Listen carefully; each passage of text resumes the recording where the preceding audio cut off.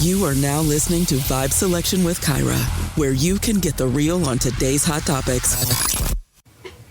Well, welcome everybody, and thank you for tuning in to another episode of Vibe Selection. I am your host, Kyra, and on today's episode, I have a very special guest joining us again, Miss Anne Nordhaus-Bike, who is a renowned astrologer. She's an award-winning astrologer. She is a published author, and she is featured on countless shows, radios, podcasts, everything. She is the jack of all, and I am so honored to have her back on this show today.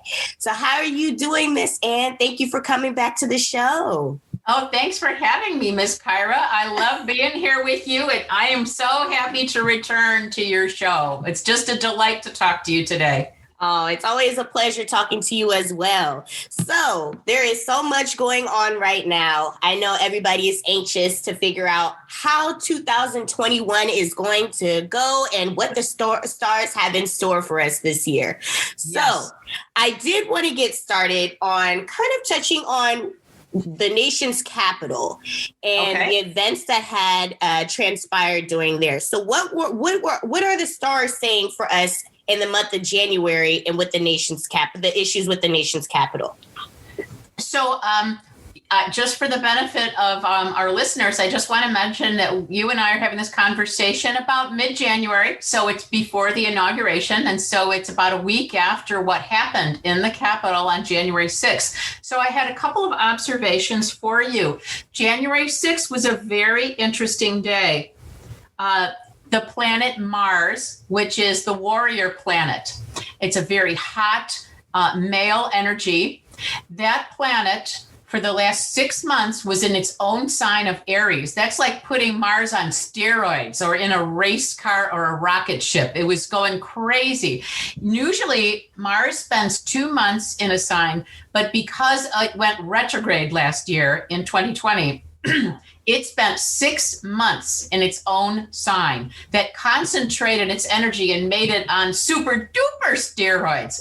Now, one of the difficult things about that is when we have such strong Mars energy, it's the driver. It's what gets us up and going. It gives you your drive to achieve, your will to overcome obstacles and win a war, win a fight. And that's like a fight against inertia, really.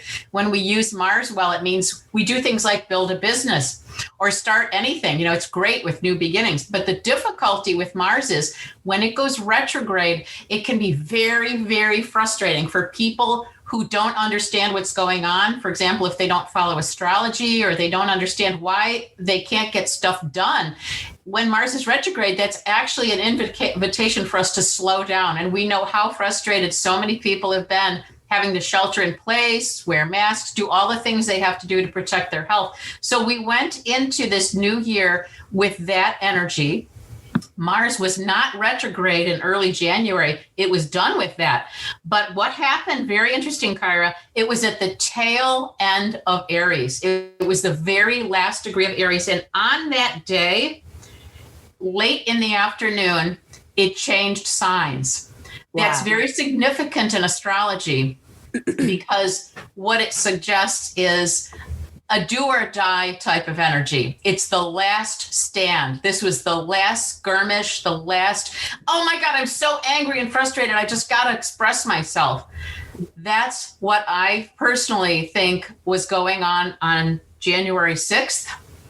And the reason things got pulled into control and cleaned up and quieted down so quickly is because I personally think because Mars left hot, angry Aries and it went into the next sign, which is very calming, very peaceful, Taurus. That happened at 5:27 in the afternoon on January 6th. And as soon as I looked at it, when I heard what was happening in the Capitol, I knew they will have this under control fairly quickly, which they did. Good. Yeah. I mean, the events that transpired at the nation's capital, I mean, that was worse than what went on during the Civil War. No one has ever stormed the nation's capital. So it is very interesting to see how that, switch in transits happen during that particular day. Yes, and it shows us how powerful that shift of those two energies can be, from Aries, which is ruled by warrior Mars, to Taurus, which is ruled by peace-loving, placid Venus. And Mars is men, Venus is women. Mm-hmm. So we went from a very male, very hot, controlled, out of control, I want to be in charge, but out of control energy, to a Mother Earth, let's get this back in hand, Yeah, and which they did, because they went forward with making sure that they counted all of the votes that particular day.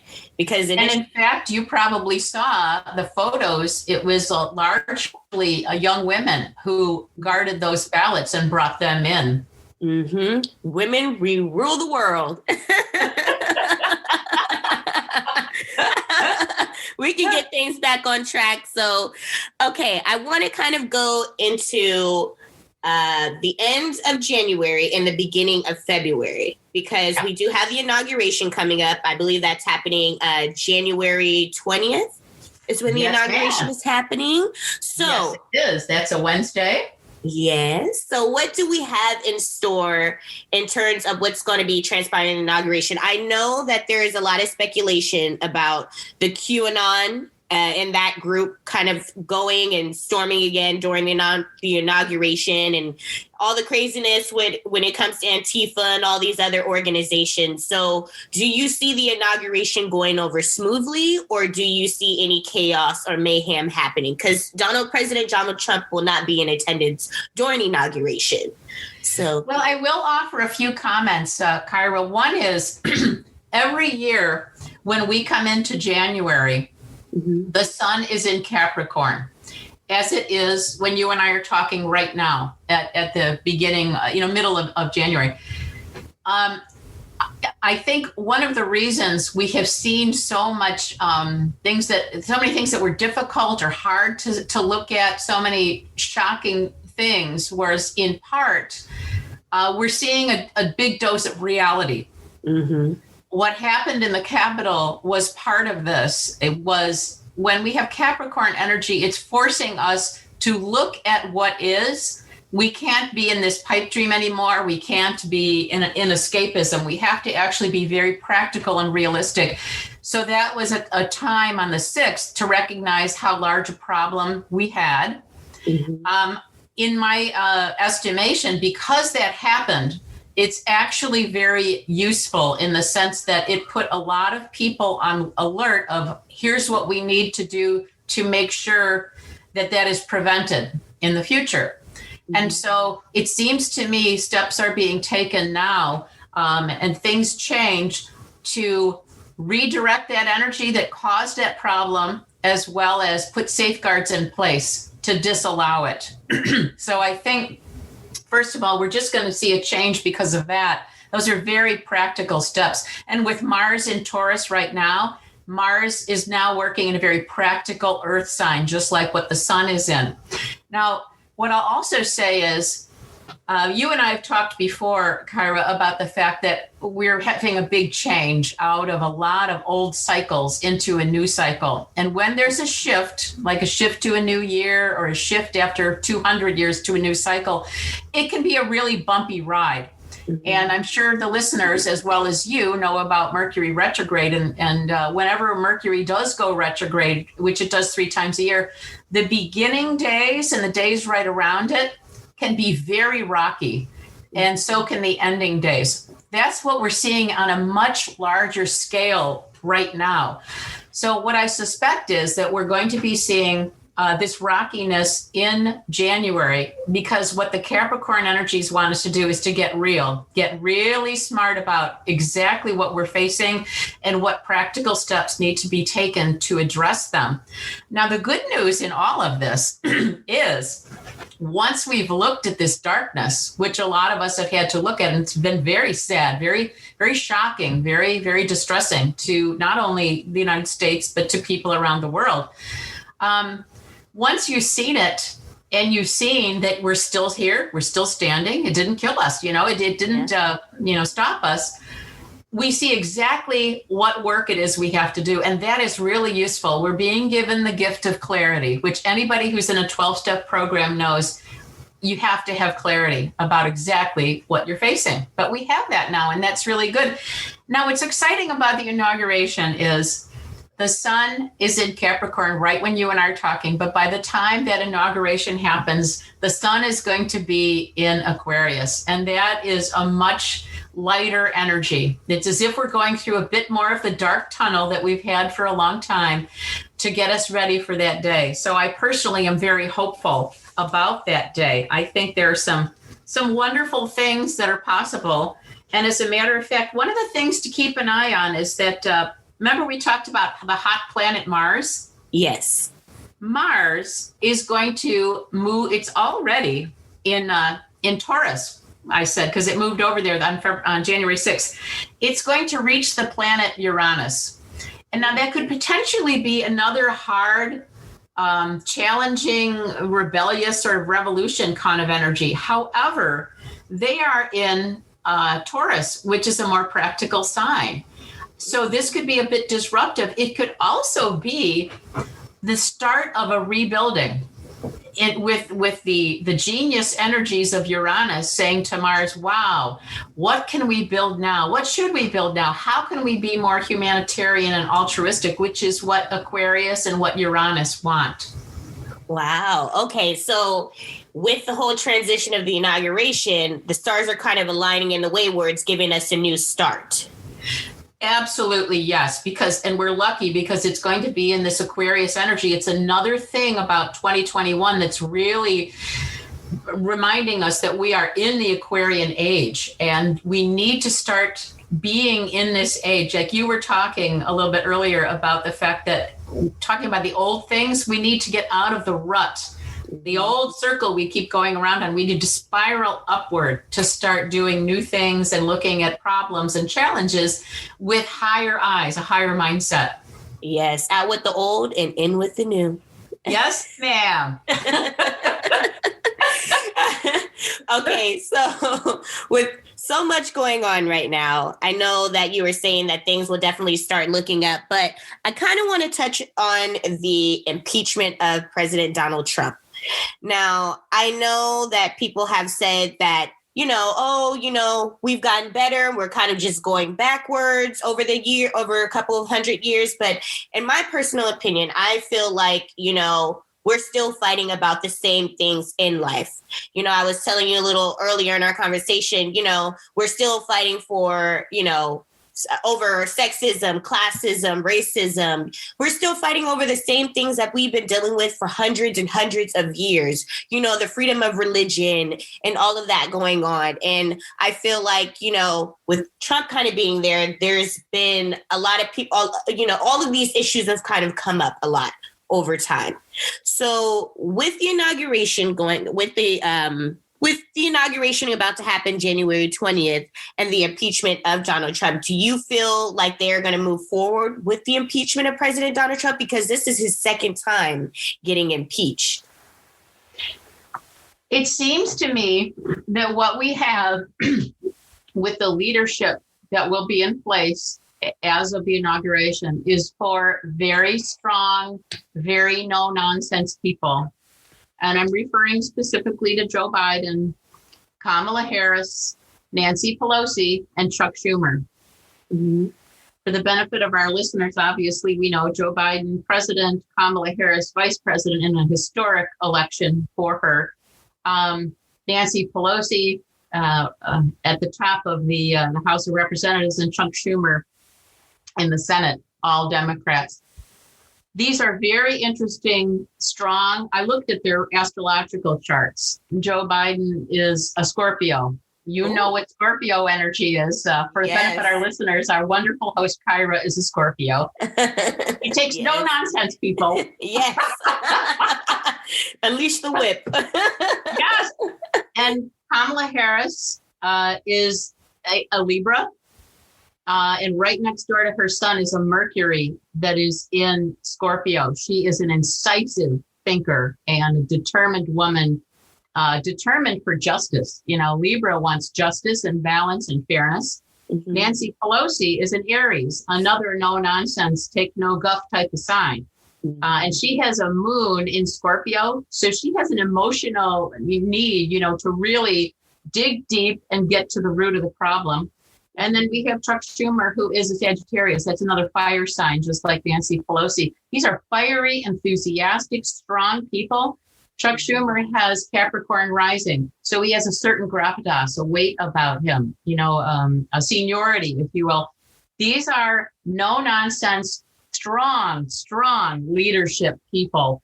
And it seems to me that if there is legal action that needs to be pursued in the pursuit of justice, as well as the long-term good of this nation and the world, as well as settling karmic score, balancing the karmic scales.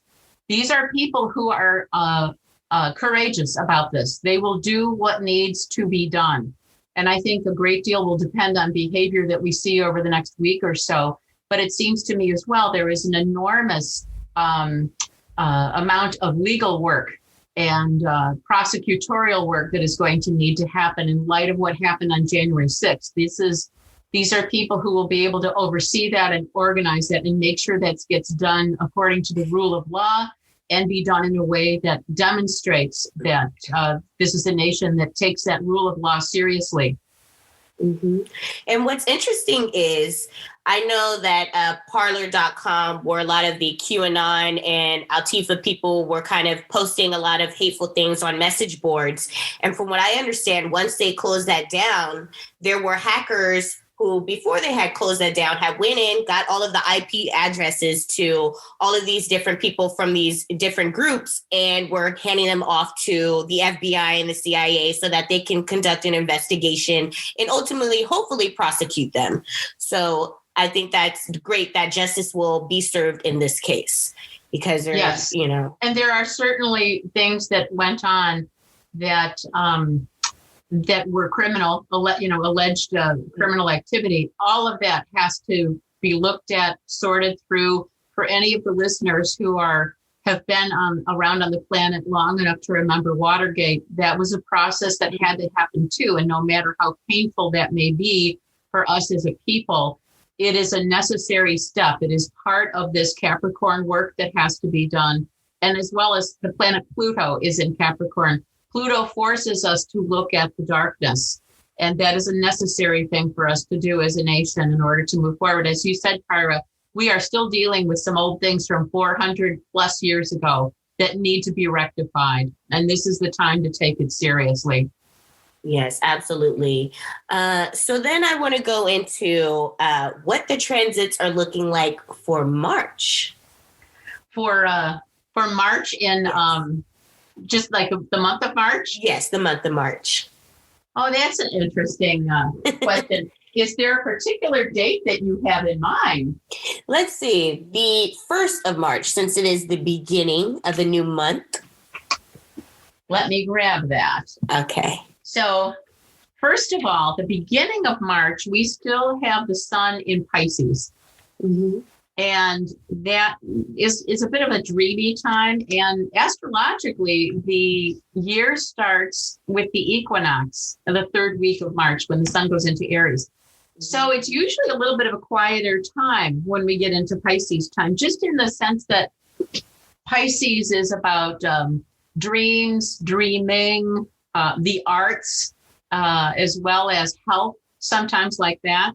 So actually, what I typically as an astrologer always recommend is it's a good idea to use the first 2 or 3 weeks of March actually to get in the astrological spirit and close out the prior year. Mm-hmm. So that would be a really good thing for all of us to do because we want to be leading up to what happens when we get the equinox and we start a brand new astrological year. The spiritual year starts with that. This year, the sun goes into Aries on Saturday, the 20th of March, and that will happen at Pacific time, 2:37 a.m. So once you get up that day, it'll be Aries time. We'll be ready to charge forward. That's a time, we'll have a whole month of Aries to start moving forward. So that's really our cue. If we haven't pressed the reset button or taken a chance to have some new beginnings, that's a great time to have new beginnings. That's wonderful.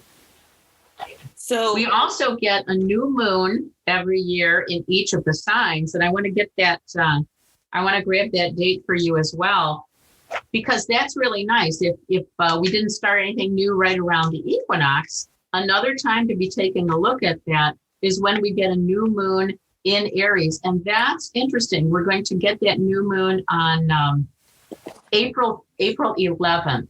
Mm-hmm. Wow. And so that's when we have both the sun and the moon in Aries. They'll come together, new moon. So we really get a great opportunity for a fresh start April 11th. Oh. Okay. So since we get the new moon during April 11th, I kind of want to transition into the financial crisis right now. So many people have been laid off from their jobs. There's so much, the unemployment rate is extremely high right now. Now, do you see the financial crisis of the United States economy getting better, or is there going to be a rough patch for a while until until the United States is fully able to rebuild its economy? So I'll start April 11th until the summertime, so July on that. Well, I will actually back up and offer a few other dates that will be important for that. Now, okay. I think last time we spoke, we might have talked about the planet Uranus, which is the planet that rules or oversees Aquarius. It's that intense electrical planet that goes its own way, marches to the beat of its own drummer, if you will. It rolls around on its side at 90 degree angle. Wow. Uranus is a really interesting planet because it's very electrical. It's a lot like lightning. And essentially, when Uranus is involved, things can happen, bang, very suddenly, like what we saw in the Capitol on January 6th. Now, Uranus is in Taurus. It has been there since 2018, and it will be there until 2025. What Uranus is doing is shaking up everything having to do with money and economies and everything that we value, our very values. What do we value? What do we hold dear? What do we think is important? So we have had a lot of bumpiness already around this. We've seen many decades of actions going on that have widened the gap between the people with the most in terms of finances and the people with the least. So when we have Uranus going through Taurus for 7 years, what it's doing is shaking things up. It's essentially saying we need a bit of a revolution in here. We need to remake and reinvent how we do money worldwide. Everything from actual dollar bills and silver coinage to Bitcoin, to banks, wallets, savings accounts. Everything that's associated with money is related to this, particularly how we earn what we get as a paycheck. And you'll see around the world, people are talking about, wow, should we be giving everybody a monthly stipend? How should we do money? How should we do income and work? So this is not a thing that will necessarily, quote unquote, be fixed or overcome this year in the sense of the long-term solution. But what I would say is by the time we reach 2025, we are definitely going to have seen changes in how not just the United States, but the world does money. All that being said, I want to point out that in 2021, there's some alignments that are coming that are going to help us do exactly that. Now, one of those comes very soon, and that is on January 17th. So it's going to be here in just a second. So anybody listening to this podcast, you may be hearing this after the fact, but January 17th, that planet Jupiter and Saturn left heavy Capricorn in December, and now they're in Aries, Aquarius. But the thing is, that's a fixed sign. Well, so is Taurus, where we have the ruler of Aquarius. What's difficult about that is they're going to make us difficult angles called a square, and that is going to be exact on January 17th when Jupiter in Aquarius makes this square or difficult angle with its ruling planet, the ruling planet of Aquarius. That's why this is even stronger. It's like putting on steroids, Kyra. That's January 17th. Watch what happens on that date, because Jupiter is the expander and Uranus is the disruptor. So we might see more disruptive energy, and very often with a square, it's internal frustration that we might feel. So that will hit probably hard and fast this weekend. We'll see. Now, after that, the planet Saturn, which is over there with Jupiter in Aquarius, they're going to be there for a while now, all year. And then Saturn is going to do exact same thing that Jupiter will do on the 17th of January. It's going to hit 3 times because it goes retrograde. So the dates are February 17th, June 14th, and then December 24th. That's going to give us an entire year-long process where Saturn puts our feet to the fire and makes these squares with Uranus and says, okay, people, get serious about fixing this money issue. Okay, what do we want to do? How can we have the most idealistic vision and then figure out a practical way to make it happen? Wow, that's very interesting that we retrograde for the last time this year on December 24th, which is Christmas Eve. Exactly. So I'm hoping we will get a nice holiday present of having made some real progress regarding financials as well. In particular, I'm hoping that taxation might be a thing that gets looked at to figure out how do we do things differently so that the things that need funding, roads, schools, all these very practical things, how do we figure out as a nation how we're going to do this? Mm-hmm. And that's interesting observation about the Bitcoin and how now, since we have a shortage of funds kind of coming into our economy, that they're going to have to look at other routes of being able to, get themselves back into black again when it comes to the financial crisis in our economy, and how at a lot of stores, at least in California, they don't accept cash anymore. Where you're only allowed to pay with card and credit. So that's very interesting. And I think that's a real commentary on having Uranus in Taurus. Uranus is very much associated with technology and what's very futuristic. Mm-hmm. But it's very interesting. Uranus and Aquarius, this very futuristic modern thing, these also are energies very associated with the far distant past. So we could possibly see something very interesting happening, perhaps a return to the old-fashioned barter system or other ways of doing things from like thousands of years ago, or at least hundreds of years ago. We're going to see. It could be an interesting mix of what they call high-tech, high-touch, or high-tech, old-fashioned, operations. Mm-hmm. Should be interesting to see how everything plays out. Yep.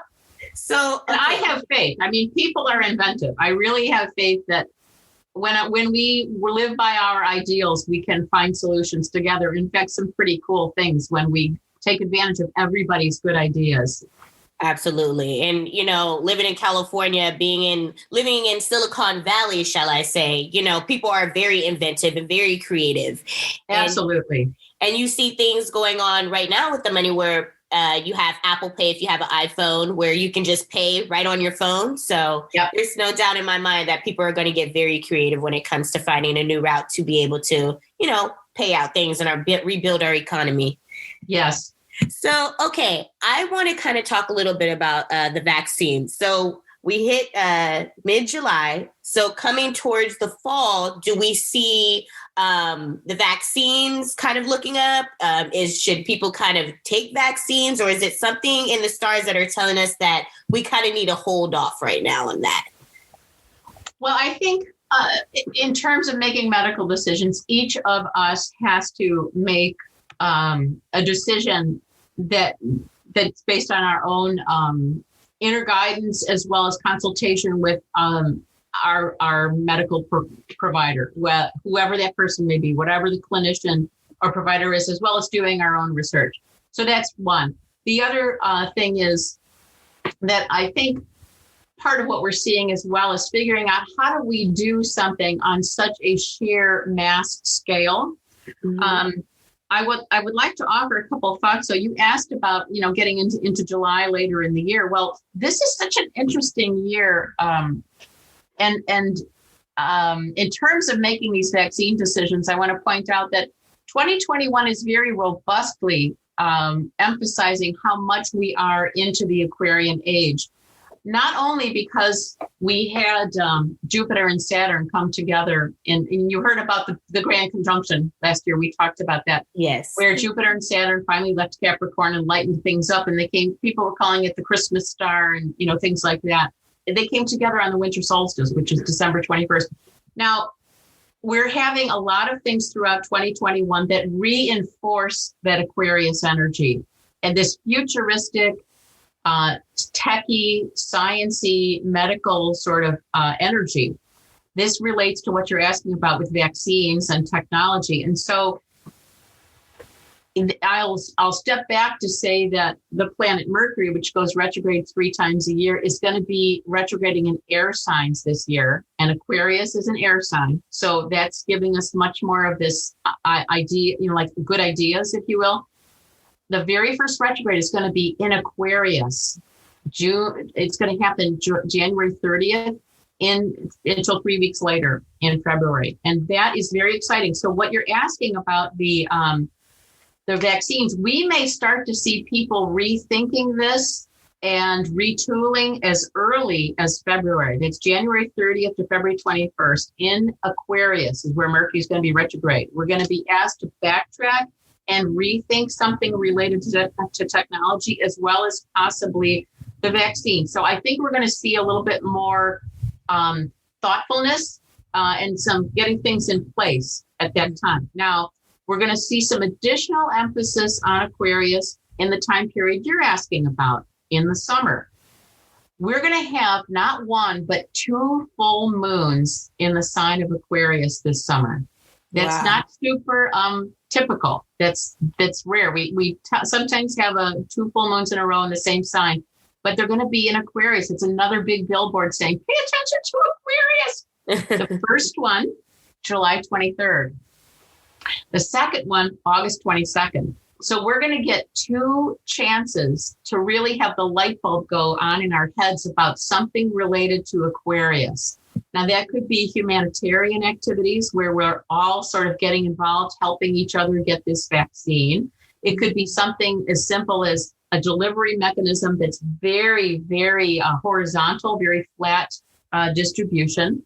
It could be something so really out there in terms of how this is going to work, what the technology is to deliver it. Maybe it's not a syringe anymore. Maybe it's something else. We don't know. So those are some dates that I'd recommend that we all keep an eye on. And those also might be dates where the light bulb goes on for people and they say, oh man, now is the time. I got to go do this. I got to go get that vaccine. I'm ready now. So those are some really smart times to earmark for all of us. Mm-hmm. Wow. Okay. So now August 22nd and on during the fall time, I was actually talking to a few astrologers, and they were saying that they see a potential pandemic happening during the fall. Do you see that transpiring, or are things going to start to, like you said, kind of mellow out, and it's just going to be a time period where they're going to figure out how they're going to get things back on track? Well, it's interesting. The autumn time, particularly for countries like ours that is located in the Northern Hemisphere, autumn can be a difficult time because we start to have less daylight. Mm-hmm. And often that might be related to difficulties, dissension that we see, people maybe not getting along. It's also a time we spend more time indoors. And they talk about cold and flu season. Mm-hmm. And that's part of the reasoning behind saying that there might be rises in cases coming in the autumn. And certainly we saw that happen in 2020, mm-hmm. where there was a resurgence this time. I think part of what we need to be very alert to is what's happening with the scientists, with the folks working on the vaccines, as well as our own personal habits, that we need to be vigilant. We need to be smart. Most of us are not working in the industries that are developing the vaccines, but we are regular, normal people who can do smart things like wear masks and wash our hands. So I personally don't think that it's necessary for us to have spikes in cases where there's preventable things that we can all be doing. We may have to be vigilant for longer than many of us would wish, but we've already seen that exercising caution has gone a long way towards helping with mitigate any rise in cases. Mm-hmm. So with us, like you said, doing the necessary things, staying our social distance, wearing our masks, trying to stay healthy, taking care of our health, things will definitely start looking up for us in 2022, ultimately. Yes. And I do think there's some interesting things coming in 2022 for particularly the United States. I'll just briefly say that the planet Pluto is going to be coming back to the place it was when the nation was born. We're having what they call a Pluto Return. And it's more than 250 years since the nation was founded. And so this is a time of reckoning and a time of karma for the nation. So it's going to be very important for us all to do the work that we need to do this year, which is what is each of us called to do in this new Aquarian age? What is our form of service? What is the work and the role that we need to play? Because the nation is going to perhaps see some additional darkness because we're going to get 3 exact hits. Sometimes we only get 1 when something like that happens. But this time we're going to see 3 because of retrograde motion for Pluto, and that's in 2022. The other thing I'd suggest, though, is to remember that planet Pluto is related as well, not only to the darkness, but to the gold that we find underground in mines. And when we go in the darkness, we often find gold. We go into our inner selves. So there are some wonderful things that can come out of that, as well as the fact that with Pluto and the sign Scorpio, what's associated with those is not only the scorpion or the snake, but the phoenix and the idea of rising anew from the ashes. In other words, the old thing is going away, the old order, the old age, the old Pisces age, all these things are falling away. And the new is coming up. We just don't quite know what it is yet. We don't recognize it. And I pulled something. You may have heard this quote, but Harriet Tubman said, every great dream begins with a dreamer. Always remember you have within you the strength, the patience, and the passion to reach for the stars to change the world. And that is our work in the Aquarian age. And that work will always be with us. It's the next 2,100 years that we're going to be doing this. That's the thing to focus on.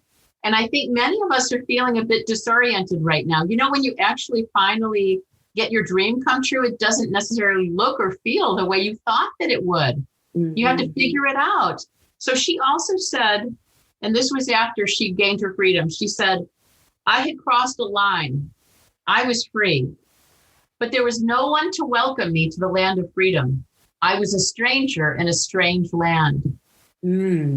That's powerful. Isn't that? True. Yes. Absolutely. And that's what all of us are in this new land of the age of Aquarius. We're at the very beginning of it. Right now, our work is figuring out, what is this place? It's like if you land on a new planet, what is this place? What are we going to do with it? We could do almost anything. So I think that's part of the challenge for all of us is to, as you said before, how do we get past these endless circles of arguments? How do we actually move into the new? Well, we're being pushed into the new. It's time to raise the bar a lot higher and expect something much higher of ourselves in terms of truly loving one another.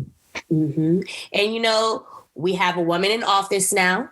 She is the vice president of the United States. And that in itself is a true testament to how we are moving forward as a nation. I know that Absolutely. I know how I mentioned earlier about, the things that we keep facing over these couple of hundred years in regards to racism and sexism. That does prove to an extent we are moving up, even though we still have much to do. But that is definitely a step forward into the right direction. So we do seem to cycle around, but every time we come around, it's actually a spiral. We're a little bit higher. We've made some progress. It doesn't always feel like it. Emotionally, things can feel terrible because we're not where it doesn't match the vision. It doesn't match the ideal. But you're absolutely right. If you look at how things were 50 years ago, there's been tremendous progress on many fronts. Absolutely. So towards the end of the year, what should we be expecting? I know we have the retrograde that's hitting on December 24th. What can we be expecting in the month of December? Well, interesting. One of the nice things about 2021 is the fact that we have lighter homework than we had last year. Thank God. Yes. First of all, last year in 2020, not only Mars went retrograde, like I talked about before, but Venus, the planet of love and beauty and peace, she went retrograde. And that just hurt so much because it's as if, where's all the love, the kindness, the pleasure. And so many of us lost so many pleasures. We couldn't go on vacation. We had to stay home. And then folks who had to be on the front lines had to work really hard, and they still are.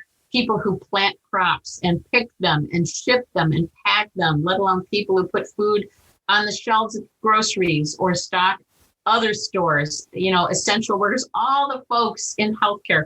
So it was a tough year, and it felt endless and hard and thankless. Well, this year, neither of those planets is going retrograde. So that's for starters. We're going to have better forward momentum. So when we get this new administration in place, they will have an opportunity to move things forward and help all of our country, everybody who's suffering right now, particularly economically. Now, this lighter homework thing I'm talking about, we have usually a couple of eclipses twice a year. Eclipses are, we can get either solar or lunar, and they typically come as pairs every 5.5 months. Now, last year, we didn't have 4 eclipses. We had 6. We had 50% more.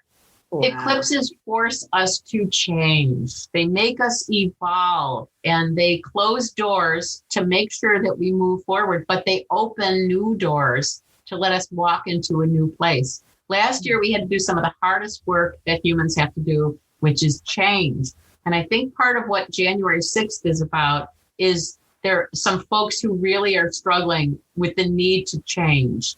And as their sisters and brothers, all of us need to remember about the human capacity to change. When pushed to the wall, humans will. And so that's part of our work, is to open our hearts to know that when people finally do change and move higher up, that we need to applaud them, just as the prodigal son was applauded when he finally came home, Yes.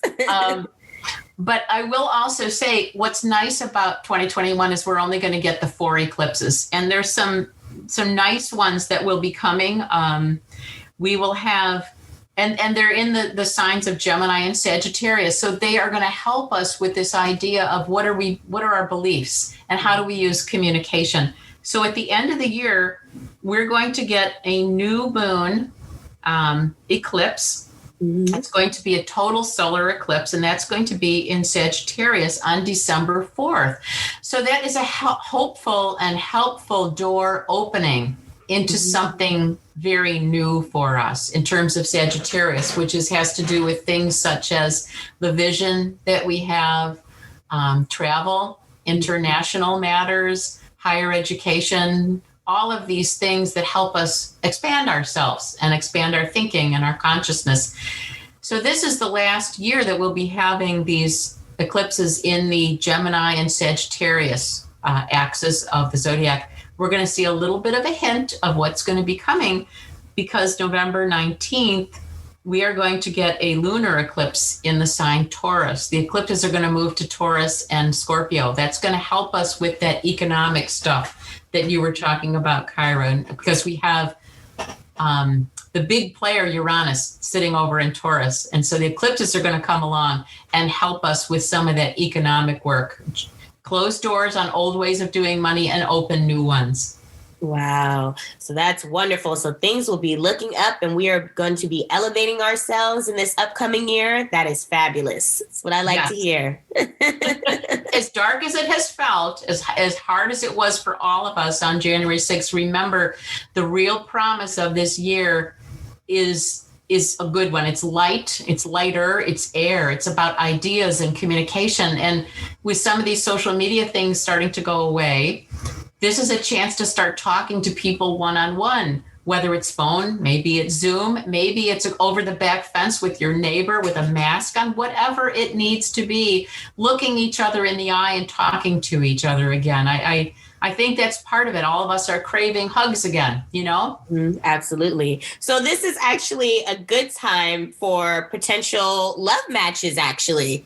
You look at it. So that would be a time where everybody can start reconnecting in, like you said, and rekindling old relationships and finding new ones potentially. So absolutely. And I think the key to that is to be open to something unusual, somebody different from what you expected, because that's when we have Uranus in Taurus, which is a Venus-ruled sign, we're stronger when we open to what's different from us. Absolutely. I can say it's been a little challenging for me to date, but you know, it's all for the greater good. I can at least take that time out that I've had during this pandemic to figure out what it is that I truly want.